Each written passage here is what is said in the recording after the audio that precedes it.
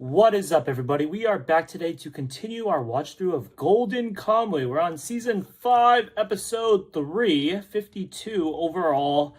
Full disclosure, everybody, I am pretty sleep deprived and disoriented right now. It's cold as balls, but we're watching this episode right when it dropped because this is a show I stan and we're super excited.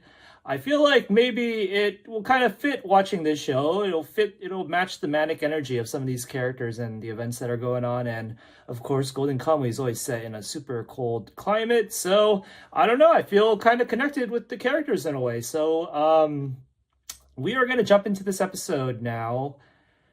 Yeah, I'm not going to bother recapping. So I am pressing play in 3, 2, 1.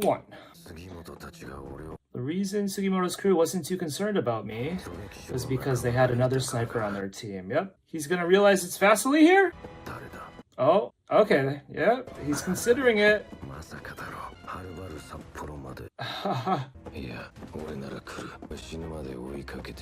There's the conclusion. Man, I don't want Vasily to die, so does that mean I want Ogata to die? It's getting tense, but it looks like the cliffhanger last episode was kind of a fake out because he saw Asiripa, unless he's gonna see her again right now. They made it seem like he was gonna target her uninterrupted, but now these three are on him.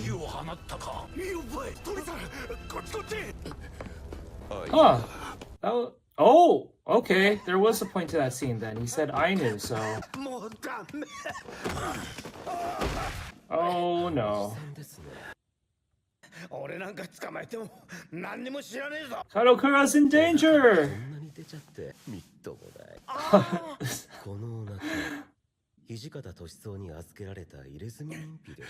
Oh?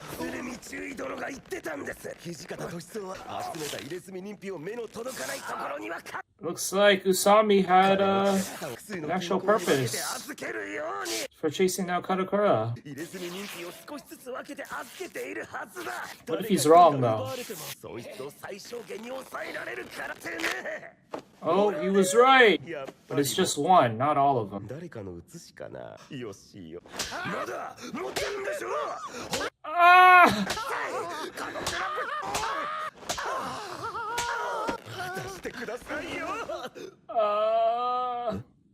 What is this? Usami is a menace this season. These past 2 seasons. Oh! They have a grudge against each other. On sight! Man, right after making us go off guard with that zesty moment, they go straight into the action, man. It almost never fails. But yeah, I was kind of waiting for the opening to play because we jumped right into this episode, but I kind of did have some stuff I wanted to say. Last reaction, when I read the next episode preview title for this episode, I think it was Tokoshiro's number 1. I didn't even realize that was Surumi's name. So... Surumi's number 1, basically. That sounds like a really big deal, and I actually did see, I think I saw someone post online about how like a manga reader was like really hype about this finally being adapted, so that kind of made me think it's going to be a really big deal again, or not again, but as well. But yeah, I'm not sure what number 1 exactly could mean. My biggest suspicion / theory is it's going to be referring to maybe his dead child, right? The one who he considers number 1 priority, or just the number 1 thing he holds closest to his heart, in contrast to arguably how he treats his men. Usami kind of called him out on it, that he doesn't really care about them and they're just pawns, but he actually denied that. Or now that I think about it, this title might be referring to Usami, because Usami maybe considers himself the number 1, so it's from his POV, his perspective, that he's obsessed with being Surumi's number 1. Oh, okay. Yeah, it wasn't a fake out, the last scene, the last episode. Jack the Ripper! He can speak Japanese fluently, just with the accent. Broken Japanese.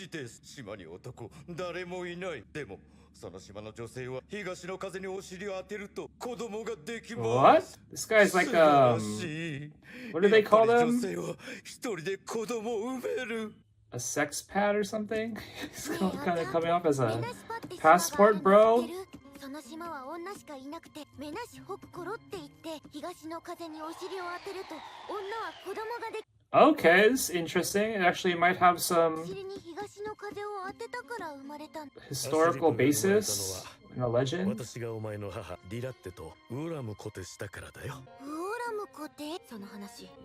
So yeah, it's kind of a big deal, I guess, if he knows this story. Jack the Ripper!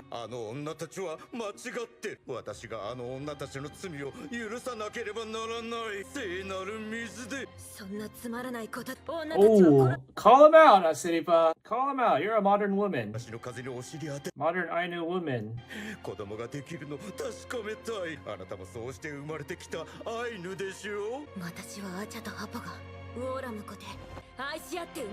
I guess new whatever is kind of a euphemism for finding out about true love together, consummating. Oh my god! Well deserved. Oh, there's Ueji. Oh, yeah, something else I wanted to follow up on was clarifying in the last episode. When they showed Keiji, I thought it meant he was on the immediate scene of the crime, but he was probably as far away as like Surumi was. And does this kind of confirm that now that all these randoms are showing up?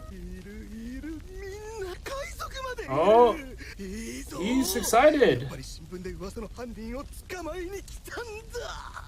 Oh, he's scheming. What's his main plan? He wanted the Avengers of Golden Kamuy to assemble. Oh, what woman? He has a grudge against a specific woman? Oh, his origin story here.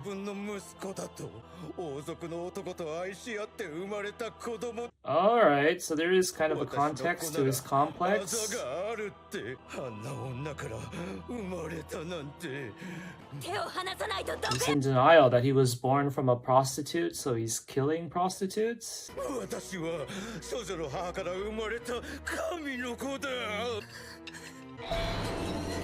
Oh, why is she remembering that? Okay, I guess she was just scared to go for the kill.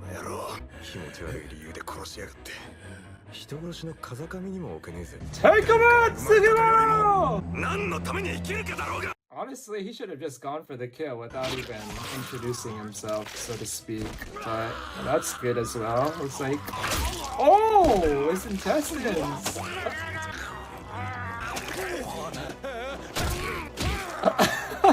Wow, I thought he was gonna put up a bigger fight. Oh my god. Alright, but at the same time, I think Sugimoto, you should just make quick work of him because there's some big threats. He's arguably not our biggest threat here. That was a lot of blood loss smeared onto the walls just now. What does he want to do in his final moments? Is he gonna jump out the window?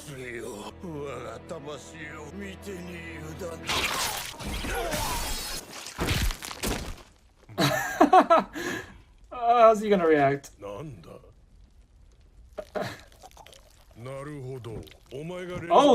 right, he wants revenge because he cares about the prostitutes the most out of all of them.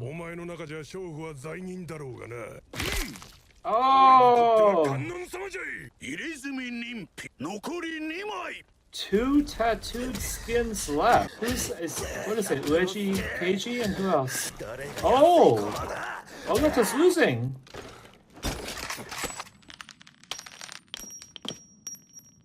What is that? Is he trying to, like, get Vasily's attention or something?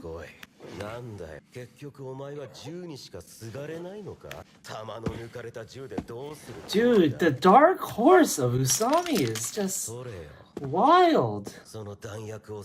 Oh my gosh, though. I am getting the creepy suspicion that we're finally gonna get someone exit the story, though. One of these guys dies. It's gotta be Usami. The episode title is based off of him.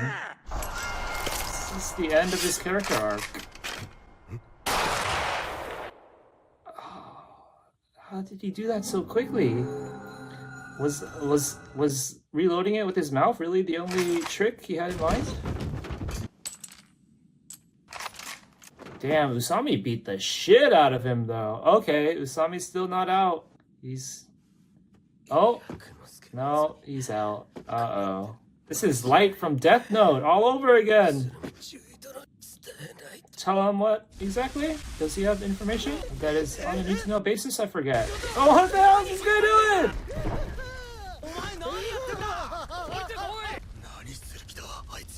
I feel like I need to prepare myself emotionally. One of our... Whoa. Why are they flashing back to that as if... Oh my gosh. Is he about to pull off the headshot?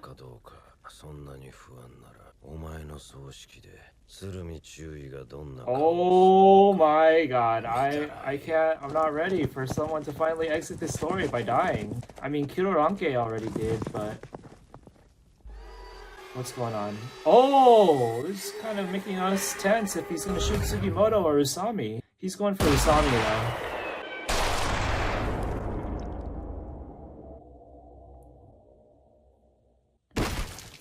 Oh! He's here! I was just about to say, with the carriage that he saw earlier, it kind of seemed like Tsurumi's, but it couldn't have been.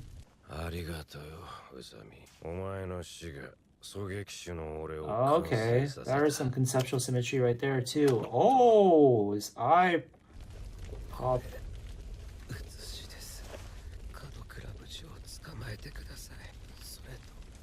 Okay, let's see how Tsurumi reacts, because we want to see this just as much as Usami does.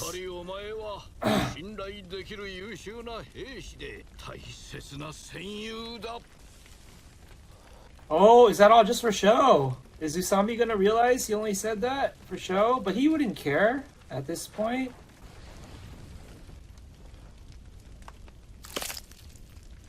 Oh, he did the same thing with his child, right? Is that how he... I guess that's how he remembers people? He keeps their finger bones?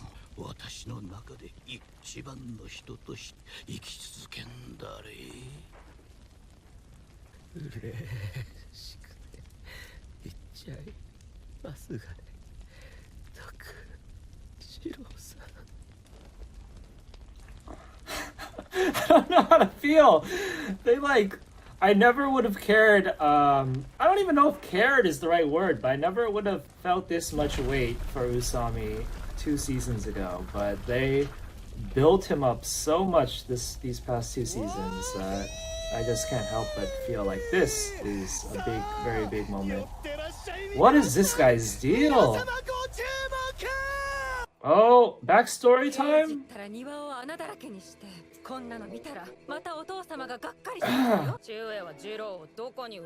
Oh, his dog, maybe?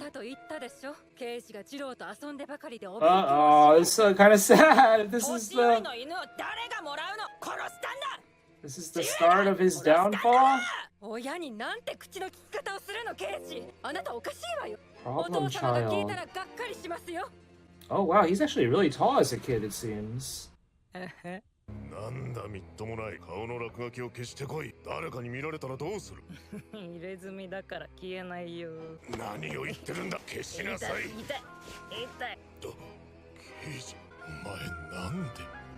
that really a tattoo? Because he doesn't have that in the current day, does he? Oh, that's when he became obsessed. Oh, he does. Oh, he's gonna burn himself because he wants everybody to be disappointed. But someone's gonna shoot him. Oh. Oh. Everybody deprived him of what he wanted in the end.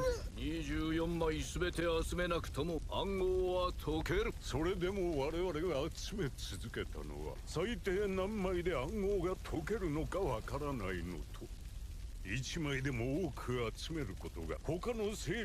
is kind of hilarious because of the intentional joke, but at the same time, just imagining all the parties on site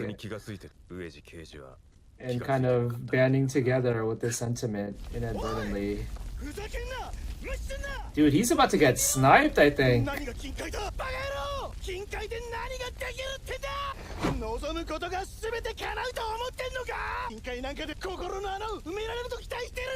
He's gonna fall backwards. He's gonna get sniped or he's gonna fall backwards.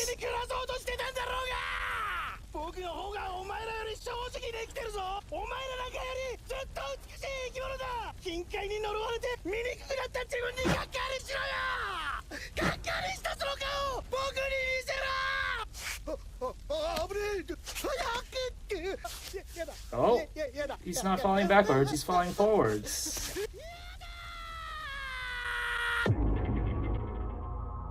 Oh, final reflection. The view from halfway down, quite literally. Oh!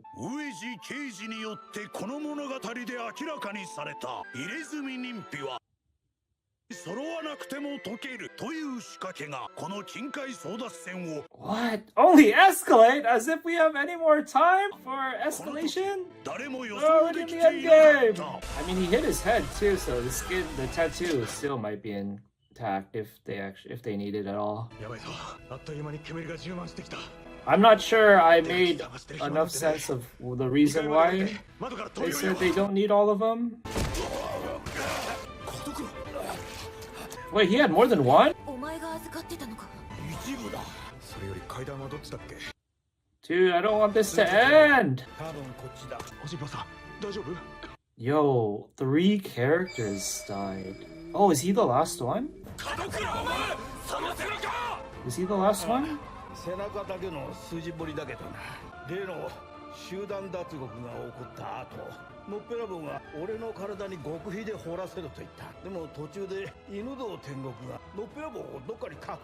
Wow, what a great way to make his character very vital. So it's like the half of a tattoo or something?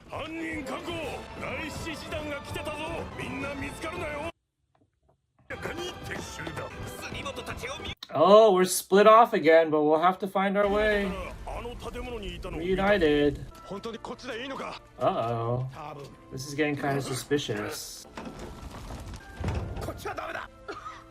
Uh-oh. What's gonna happen?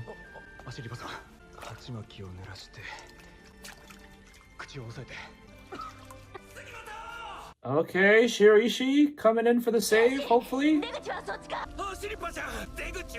Wow, he actually went back. Nobody else bothered to.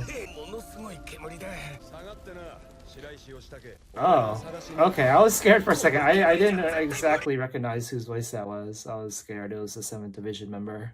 Here we got Lung Man with his webbed hands. I hope he doesn't become a sacrificial pawn or anything, though.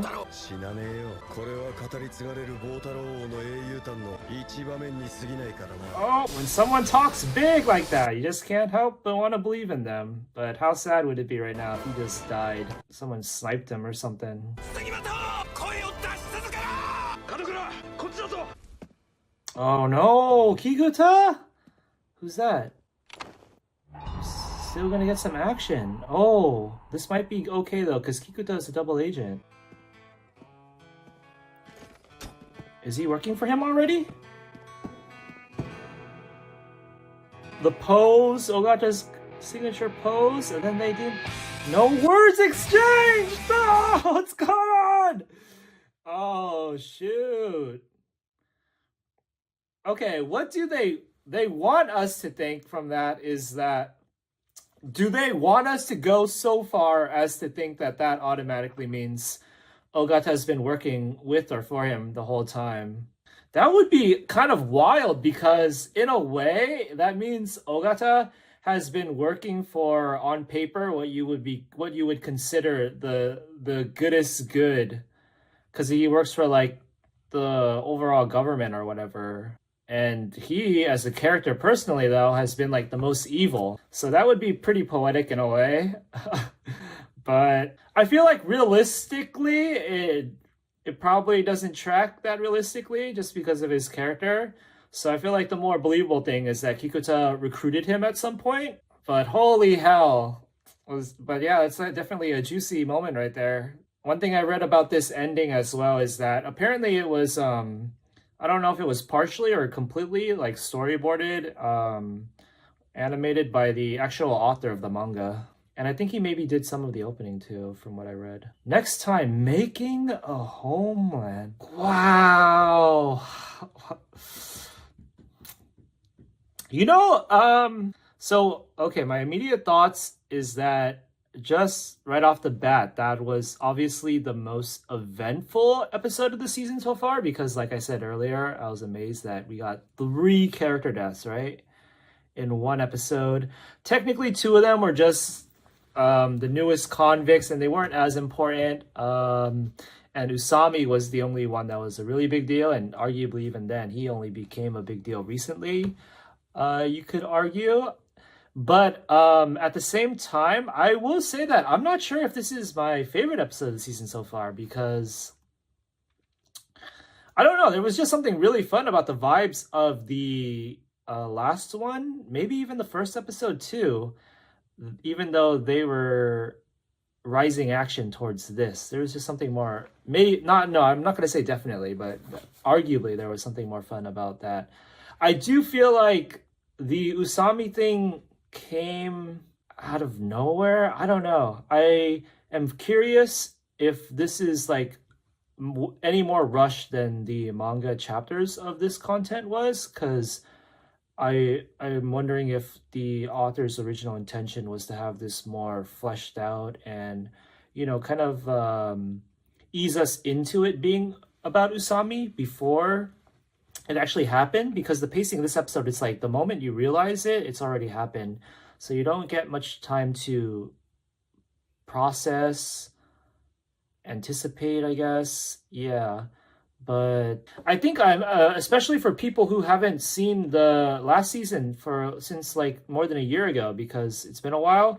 Because I personally watched the 4th season just earlier this like month or whatever. And if you didn't do that, and it's been a long time, then I've seen a lot of people forget about backstories and stuff. So if they don't remember Usami's backstory, then this probably didn't hit as hard. So I don't know if I would put the onus on the episode itself to remind us about Usami's character before killing him off. Like I think I even said in the last reaction, or the reaction to the season premiere, how like even though I watched season 4 really recently, it took me a second watch of one of these episodes while I was editing the reaction to remember that Usami and Ogata had a scene in the hospital while Ogata was recuperating, where they kind of had their antagonism towards each other established. So that's another thing that people may not remember if they haven't seen the show in a while, that they had some beef. Then Usami had a pretty touching backstory. Not touching, he was crazy from the start, so not that touching, but yeah. Moving on from that though, just in general, it's so surreal now that we're at this point in the story. Maybe because I'm so attached to the story, but yeah, we're finally at the point where people are dying off. We had Tanigaki and Inkarma kind of have their arguable exit last season, but no one really died, so it's hitting more tense now that people are dying. I'm really curious to see what Tsukishima's reaction to Usami's death is going to be. They didn't have him here at all in this episode, which is it happens a lot when you get to this endgame territory for stories. Like they have a lot of people on site, but they can't give screen time to all of them in a sufficient manner. I was rewatching One Piece's Marineford arc the other day, and it was a similar vibe where it's a very tall order. I'm not gonna say it's impossible. I think it very much is possible if you keep it in mind. Yeah, but the reason why Tsukishima's reaction to this is going to be interesting to me is because Usami is the one, when he had an argument with Ogata in the hospital when they started butting heads, Usami name dropped Tsukishima as a role model that they should be following, because he knows his place as Tsurumi's chess piece, or pawn. And he was like, why can't you just be like Tsukishima? So he's arguably just as much as Tsukishima, if not more so, probably more so. Obviously, the episode title here even kind of hints at that, because he's Tsurumi's number 1. But yeah, it's going to be interesting because now that Tsukishima is already on the fence from the events with Tanigaki and also Koito kind of getting to him, even though Koito is arguably one of Surumi's most loyal too. So it's surprising that it came from him. He contributed to Tsukishima's vacillating state at the moment. But yeah, once he sees Usami, who was like the only other person in the division other than him that was completely loyal to Surumi, then it's basically like him seeing himself having been killed, and he's gonna be like, oh, that's gonna be me next, and what am I gonna get out of that emotional gratification wise? Surumi's not gonna care or whatever. But yeah, I don't know if he is gonna even bother observing or asking Surumi how he reacted to Usami's death.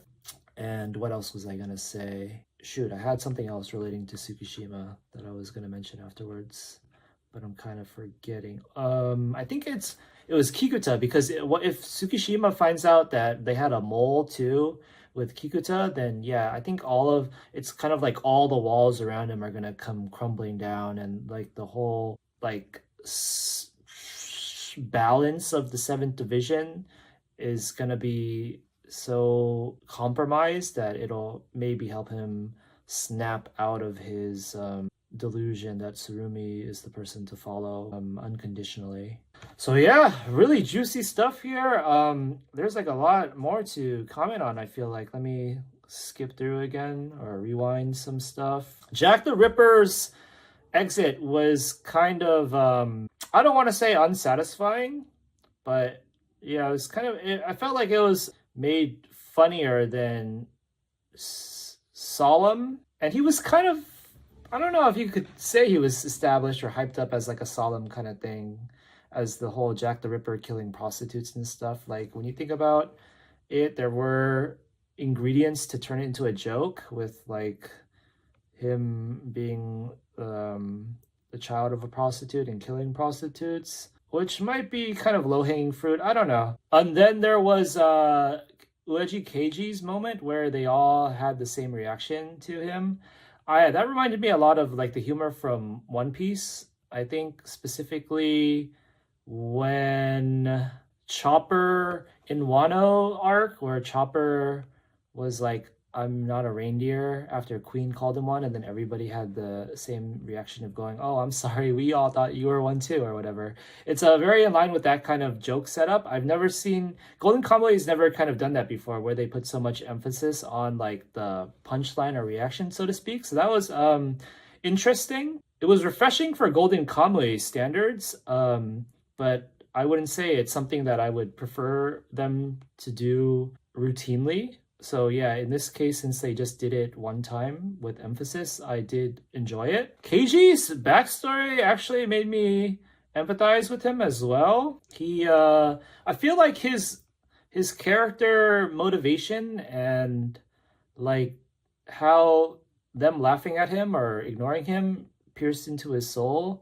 The dialogue that he had in response to that, I felt was very good in terms of how it defined him as a character.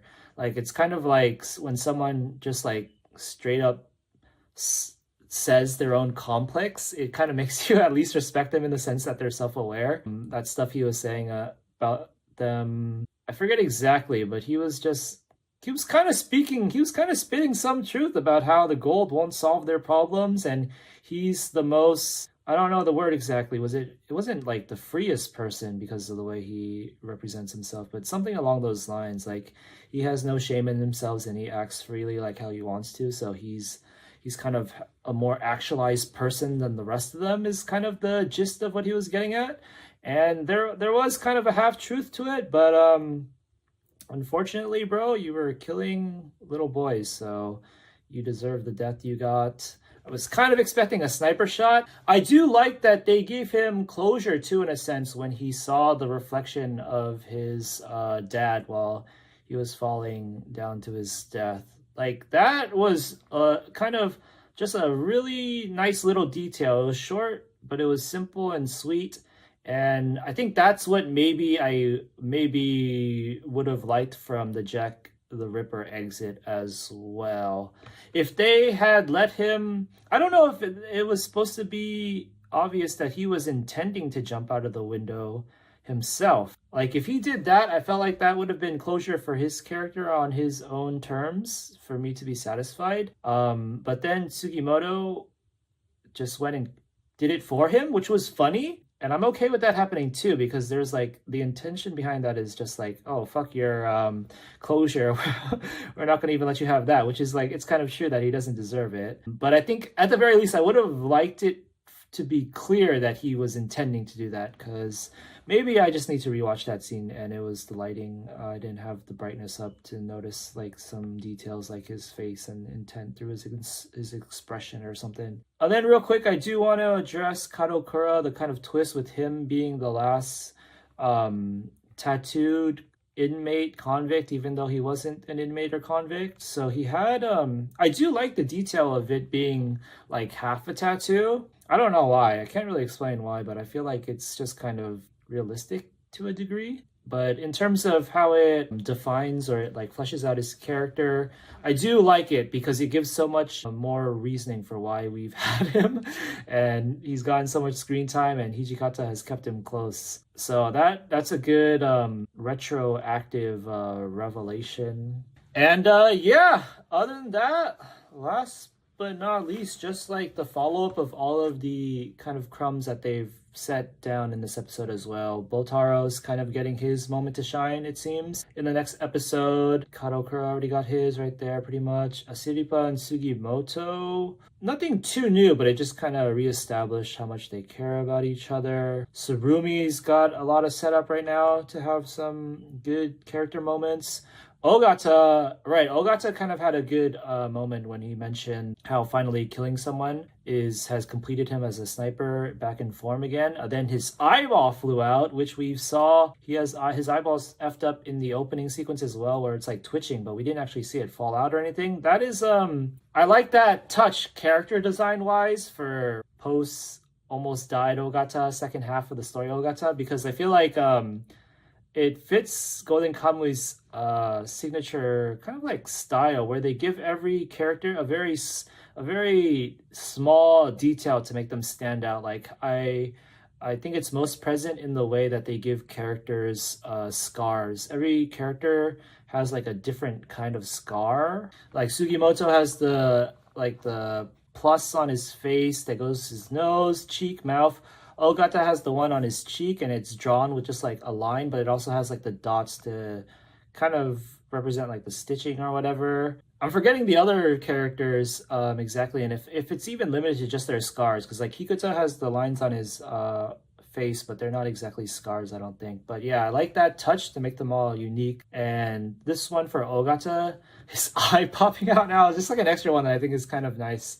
And it fits where he's at currently with his character arc. Speaking of that, kind of related, I did also like how the show manages to be almost grounded in its character designs at the same time, because it shows characters have historically accurate like style sometimes, like how they all have the shaved head even when they're not even in like the military. Like this one, when they showed Ueji Keiji's backstory and his head, it was just had like pretty much like that buzz cut kind of style. I don't know why I kind of really like that in terms of like, it's an anime, so usually it's like, oh, every character design is unique and it pops their personality. But in this one, because it's grounded in like a historical setting, it's nice to have that, because it like gives all the characters like this common background, even though they all come from different strokes of life, but it gives them this one, at least this one element where they like share this thing, this cultural experience or just cultural norm. And yeah, it really fits that vibe of like more grounded, realistic historical stories. And just like overall pretty poetic, because like no matter how at odds these characters go at each other, like they want to kill each other and stuff, they were kind of rooted in the same thing. Okay, that is gonna be our reaction and post-reaction discussion to Golden Kamuy Season 5, Episode 3. That was wild. so just wild, and I just want to watch more episodes. Like no other show is doing this for me right now. I'm just gonna go ahead and say it. I'm like not wanting to marathon any show other than any show more than this one right now. So we're super excited to see what the next episode entails, and it's weird because we're not even there yet. We don't even have the episode yet, but I'm already feeling the feeling of frustration where the episode ends and you want more. I'm already feeling that for next week. But all right, guys, thanks for watching. Let me know what your favorite part from this episode was, because a lot happened, and what you're excited for most from what they've established. If you're a manga reader with spoilers, don't spoil me. But yeah, if you have something you can say you're excited about without spoiling, let me know. I love the show, love reading about people's opinions about the show, and yeah, we will see you for episode 4 next week. Until then, peace out.